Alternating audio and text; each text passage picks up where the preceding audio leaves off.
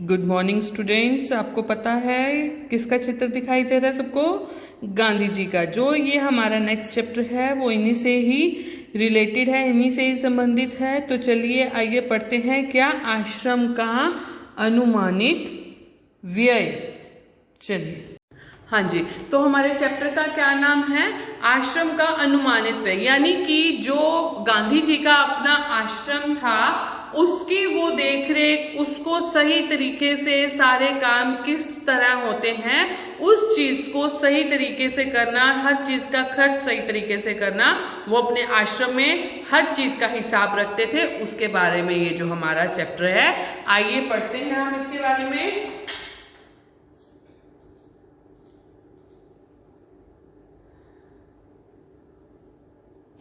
यह पाठ गांधी जी द्वारा रचित है। इसे पढ़कर हम यह जान सकते हैं कि गांधी जी कितनी सूझबूझ व तरीके से काम करते थे।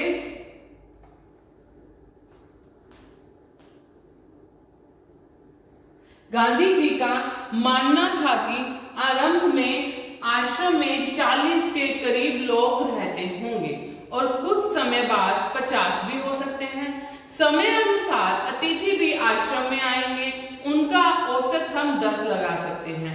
अतिथियों के बारे में यह भी अनुमान लगाया जाता है कि 3-5 अतिथि सपरिवार भी आ सकते हैं। आश्रम में 3 रसोई घर और मकान और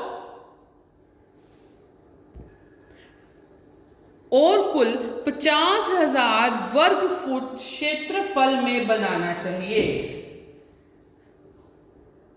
और इसके अलावा 3,000 पुस्तकें आ जाएं, इतना बड़ा पुस्तकालय भी यानी कि लाइब्रेरी भी होनी चाहिए। अनाज उत्पन्न करने योग्य कम से कम 5 एकड़ जमीन भी चाहिए। आश्रम में अत्यधिक सामान की जरूरत भी पड़ सकती है।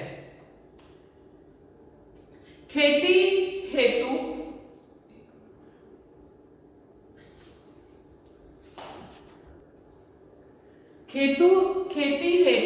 कुंदलिया, फावड़े व खुरपे, बड़े गिरी के लिए 5 बड़े हथौड़े, 3 वसूले, छोटी हथौड़ियां, ऐरन, नम, छोटी छोटी छेनियां, रंदे, ये सब औजार हमारे पास। सन्नी, खेतियां, छोटी बड़ी सिंघासियां, रतल, किले, छोटी बड़ी मोगरा, लकड़ी का हथौड़ा यानी कि लेना पड़ेगा। इसके साथ ही मोची के औजारों का 100 रुपए व रसोई के सामान का रुपए का खर्च होगा। यानी कि वो सारा हिसाब रखते थे, किसका कितना खर्च होगा, किसके लिए कितना रखना हमें चाहिए।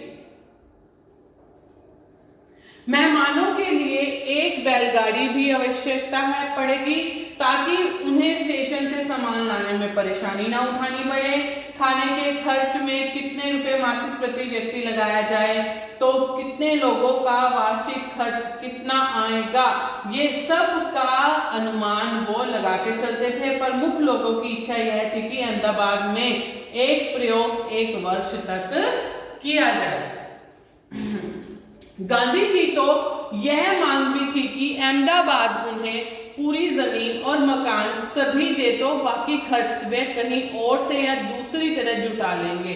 फिर उन्होंने सोचा कि 1 वर्ष या इससे कुछ कम दिनों का खर्च अहमदाबाद तो उठाना चाहिए। यदि अहमदाबाद 1 वर्ष में खर्च का बोझ उठाने के लिए तैयार ना हो तो खाने के खर्च का इंतजाम मैं कर सकता हूं। उन्होंने यह भी कहा कि खर्च का यह अनुमान जल्दी मैं तैयार कर दूंगा, इसलिए यह संभव है कि कुछ मदें छूट गई हों। इसके अतिरिक्त खाने के खर्च के सिवा मुझे स्थानीय स्थितियों की जानकारी नहीं है, इसलिए मेरे अनुमान में भूल भी हो सकती है। उनका विचार था कि अहमदाबाद सब खर्च उठाए तो विभिन्न मदों में खर्च इस तरह होगा: किराया, बंगला और खेत की जमीन, किताबों की अलमारियों का खर्च, बढ़ई के और औजारों, मोची के औजार, चौके, रसोई घर का सारा सामान, एक बैलगाड़ी या घोड़ा गाड़ी, 1 वर्ष के लिए खाने का खर्च 3000 रुपए। मेरा ख्याल है कि हमें लोहार और राज के औजारों का भी जरूरत होगी। दूसरे बहुत से और भी औजार चाहिए, किंतु इस हिसाब में मैंने उनका खर्च और शिक्षण संबंधी सामान का खर्च शामिल नहीं किया। शिक्षण के सामान में 5-6 देसी हाथ करघों की भी आवश्यकता होगी। तो ये है हमारे गांधी जी ने जो अपने पूरे आश्रम के लिए खर्चा जो बनाया हुआ था, किस तरीके से क्या क्या खर्चा होगा, ये गांधी जी ने अपने आश्रम के, जैसे हम अपने घर में कोई भी शादी करते हैं या घर में कोई भी नया घर बनाते हैं तो हमें पता होता है कि हमें क्या क्या करना है।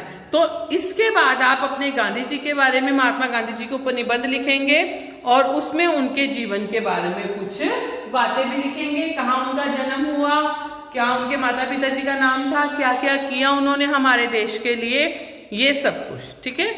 और इसके बाद हम करेंगे कठिन शब्द, वाक्य बनाओ और क्वेश्चन आंसर। Thank you.